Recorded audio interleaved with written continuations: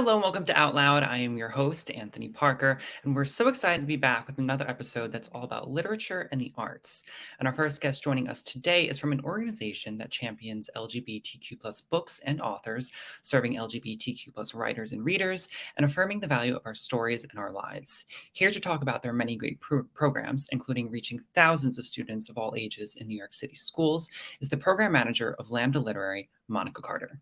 Hello, it's so nice to be here. Hello, welcome. So excited to have you here and talk about the great work that Lambda Literary is doing. Just to start us off, why don't you tell us what Lambda Literary is all about and how it came to be? Well, Lambda Literary, as you said, is basically the oldest, literary organization in the United States. We're the oldest and the largest. And way back in 1987, there was a bookstore in Washington, D.C. called Lambda Rising. And this was back when they obviously had like more queer bookstores than they have now. But back then, the owners started a book report called the Lambda Book Report. And it was basically to give critical attention to queer and trans books that weren't receiving any national attention.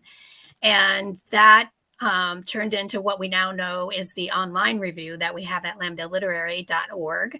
And in 1989, after we started realizing that there were a lot of great queer and trans books out there, we decided to have an award show. And it was a black tie event. And it was in 1989. And so it's still going today, which is amazing. And we have probably over 27 categories to celebrate the huge spectrum that represents our experience. So that's basically kind of how the whole Lambda organization started. Great. Now you have many different programs and events, and like you just mentioned, you have the Lambda Literary Awards or the Lammies. That's a very well attended event, and there's one coming up soon, right? Yes, and it is online this year. It's virtual. And it'll be, but still, like we had it virtual last year, which was fantastic. It was a really great ceremony.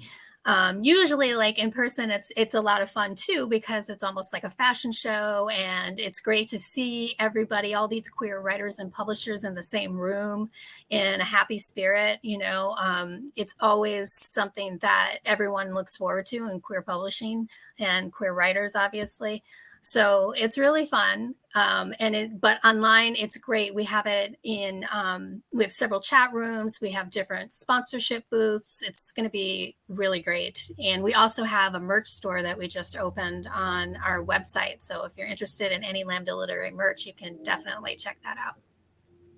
Exciting. Now, you all have a program called the Writers in Schools program that brings LGBTQ plus books and authors to thousands of students in New York City.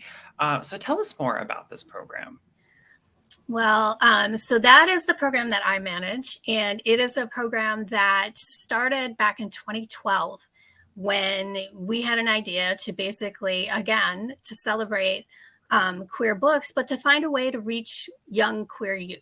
And we know that it was difficult to even find someone teaching LGBTQ plus inclusive curriculum, much less find those books in the libraries, the school libraries. And so we were brought to New York City in 2015 by Councilmember Danny Drum. And so we've been in partnership with the New York City Department of Education ever since 2015. And this year we started off, with a pilot, and there was about 20 high schools involved. And then fast forward to 2022, and we're in all 5 boroughs. We're going to serve over 200 schools this year, reaching 10,000 students. And we're in 50 out of 51 districts. Amazing. And how many Bronx schools have you reached? Bronx has always been a strong participant in this program. So we're always excited to talk about the Bronx. We have been, since 2015, we have been in 31 schools in the Bronx. We have a lot of visits happening this year, which is great. And basically, we're just like bringing these great queer authors and their works into the schools. And we provide, a copy of the book for the students, and the writers come in and they just talk about, the queer life, queer identity, the queer experience. It really like excites a lot of the students, because if they connect with the book, they're so excited to meet the author. And it also provides that, critically safe space for LGBTQ students, and also, helps foster a little empathy from the non-LGBTQ students, so they can learn what it's like to live life as a queer person. Sure. And who are some of the authors that you've had participate in this program? Well, we've had Melinda Lowe, National Book Award winner. We've had Kaysen Callender, Leah Johnson, George M. Johnson, Alex Gino, Mark Ashiro, Garrett Conley.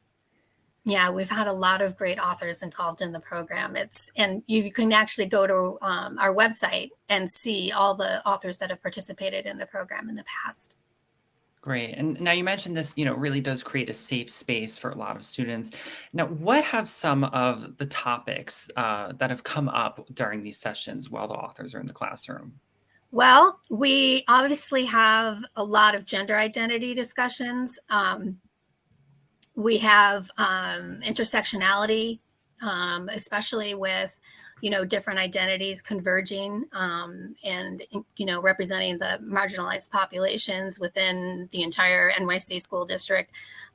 Sexual orientation, the writing process is a big discussion, also publishing, and then just topics that, reflect what's going on today. Racism, there's a lot of books that help kind of with, getting through what it's like to be, a young person finding out that they're queer. There's also a lot of pride. There's a lot of discussion about, what it means to be a queer person and why we should be proud of that. So yeah, there's a gender dysmorphia too. We have it ranges from whatever you can think of, because we do serve K through 12 students. So obviously in the younger grades, the questions are so honest and cute. And Yeah, tell us a little bit more of that. Tell us what kind of the reactions have been like. they're so good. Like, we honestly, almost all the visits, the students are excited and participating, and they send like all these thank you notes, and they create all these projects. And it's really fun when especially with the young kids, because they just love the story. So they love to see all the pictures, and they love to ask questions about, just what does it mean? And their questions are just, they're really honest, and they're really, really, really sweet. And we have great participation too in middle grade, especially in the Bronx, actually. So it's really nice to see those kids pre-high school kind of just like, so we've had kids come out during these sessions. We've had kids, Wow. like identify and say, this is the first time I've ever seen myself in a book. There's just a lot, we've had kids say, I didn't know about AIDS history. It's really exciting to learn something about, the queer history that I didn't know. So there's just the reactions, I think, are really positive, because the books, they really connect with the books. And that's like the important thing. So Sure. yeah, we've had some really great responses from students. That's so great to hear, because a lot of the topics that you even just mentioned, they're not built into a standard curriculum in any way. So this is really great opportunity for students to learn about themselves and others around them. But on the note, I also kind of want to talk about, we're currently living in a national landscape where legislation is being passed to ban reference to queer people in the classroom. Quite the opposite, really, of what your mission is. Mhm. So tell us a little bit more about your thoughts on the importance of sharing queer history and stories in the classroom. Well, queer and trans folks have always been around, and they've made important contributions to history. And if we erase them, it erases our culture and our sense of belonging and our place in this nation's history. We should be able to see ourselves there, just like everyone else. And it helps students, to learn more about being accepting and empathic into the contributions that we've made. And it also validates their work in their lives, and it helps students to see, yes, queer students can say, I actually can do something great. It's not impossible. I can do these wonderful things. So, it's important for us to recognize the diverse fabric of the nation, and that is reflected in our literature. And there shouldn't be any reason that we can't teach, about queer figures in history. Now, if there's a teacher that's out there watching this and interested in bringing the Writers in Schools program to their school, how can they go about getting in touch? Well, they can go to the Lambda Literary website, which is lambdaliterary.org, or they can email me. It's mcarter@lambdaliterary.org. Great. Now, I also just do want to mention that on your website, there on lambdaliterary.org, there is many great lists of queer books and authors for people to find out there. So if anyone is looking for literature, queer literature, there's a vast lists that you provide. Yes. And, we have actually all the authors on the website that have participated in this program, as well as the current titles and authors that are featured this year. And also, if anybody, we work with people. So if you really want a list, we can help, we can accommodate that, whatever kind of list you're looking for. That's great.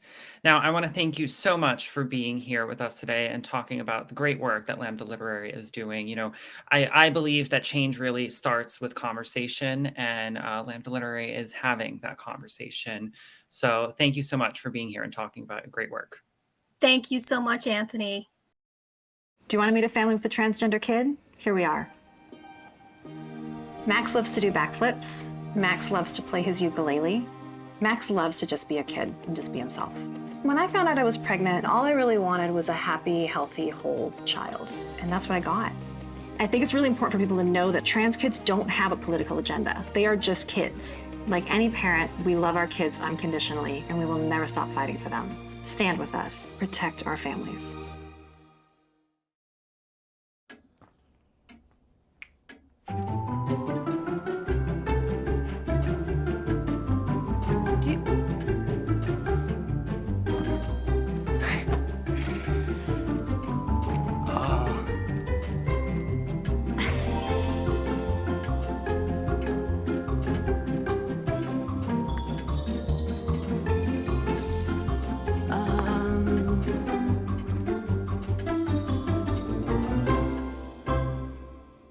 Listen, you're my friend. I noticed you haven't really been yourself recently.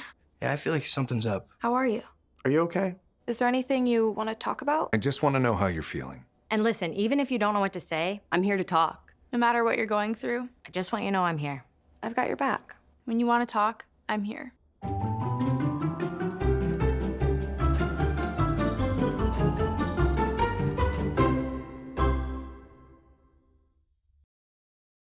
Every day, millions of people are connecting.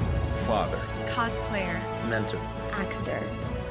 It's time we take a step forward, come together, and discover how accepting our differences can make us stronger.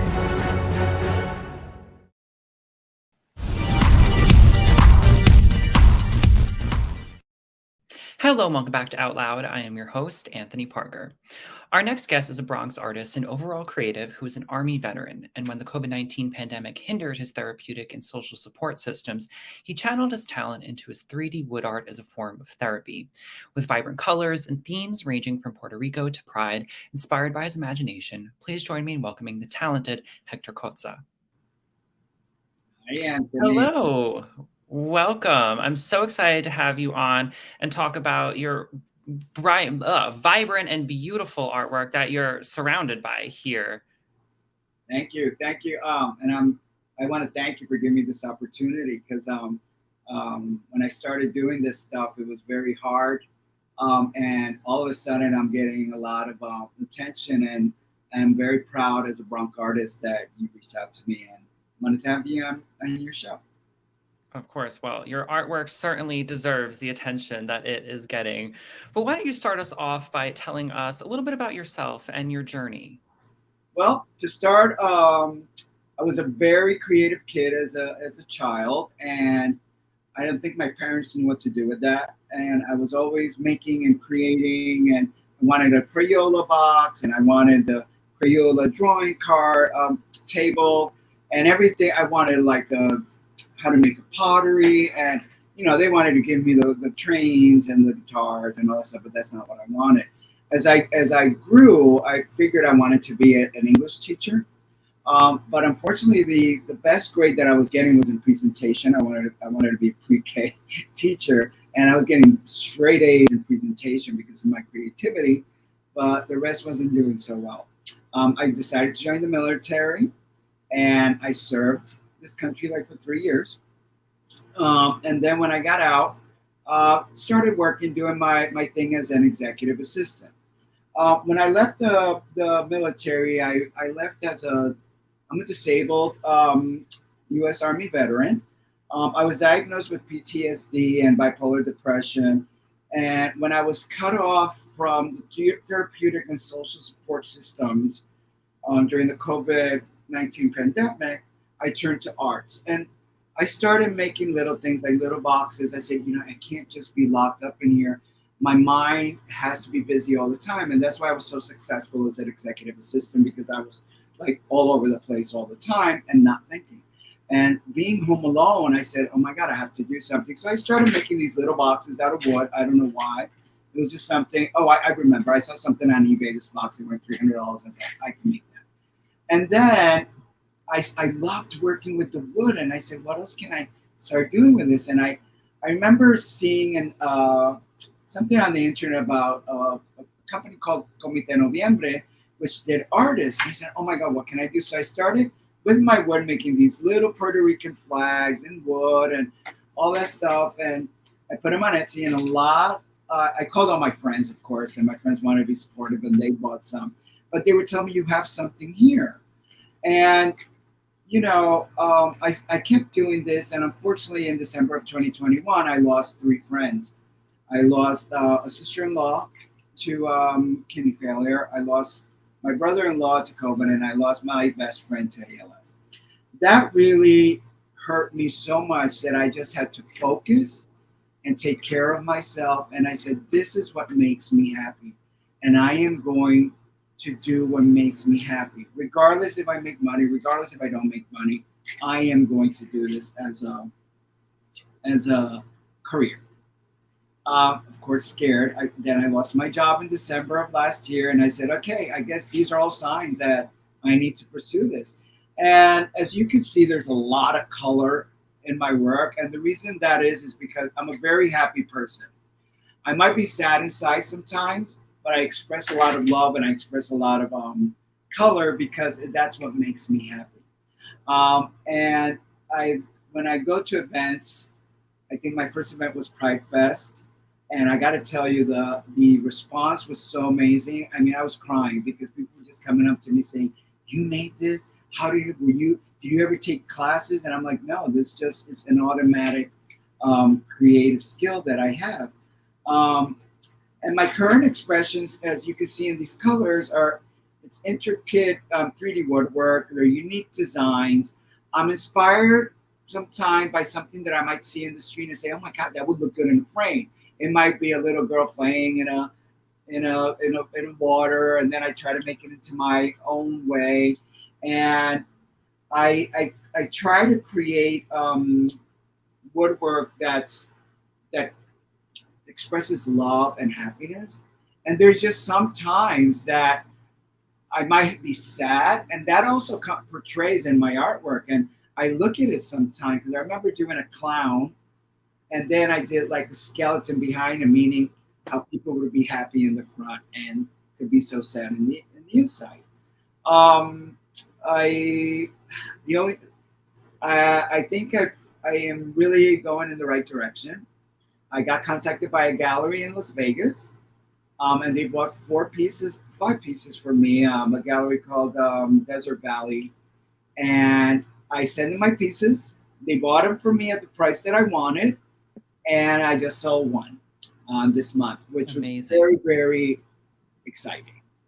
And now last month in May, got contacted by for a Boulder exhibition at the Edgar Allan Poe Visitor Center here on Grand Concourse in the Bronx.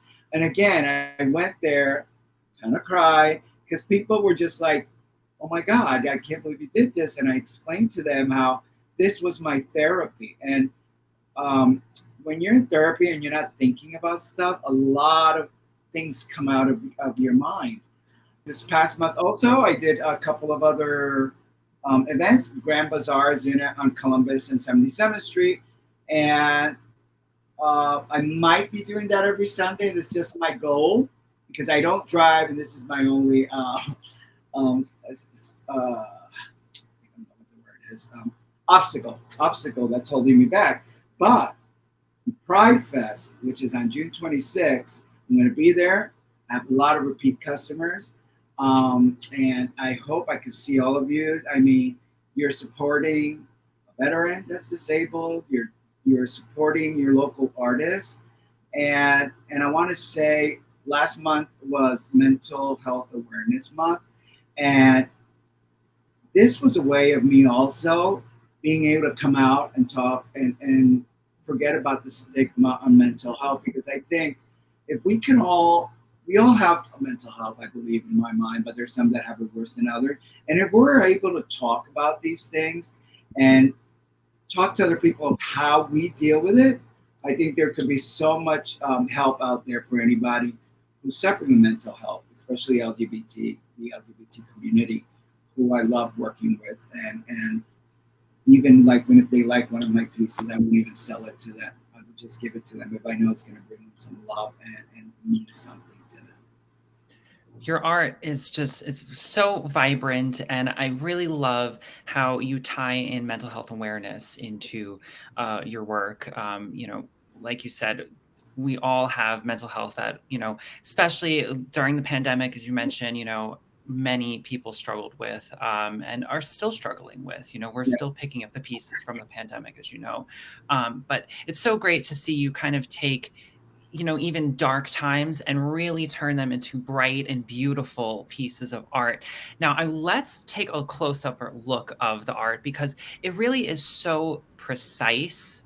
And it's 3D. It's not flat, from us looking at it right now. So I don't know if you want to show us one of these pieces and just show us the depth and layers of it. So this is, I believe the lips are starting to be one of the biggest hits, but because I do one of a kind, it's very hard because I can't repeat, because that's what's making me, I give a certificate of authenticity. It's one of a kind, and I don't want to repeat any piece. I might repeat it again, but with a different type of the space of the lips or whatever.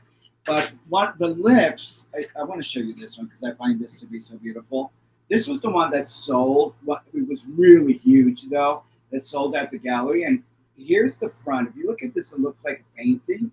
But now I'm going to give you a little round turn here. And let me put it more toward the light so you can see.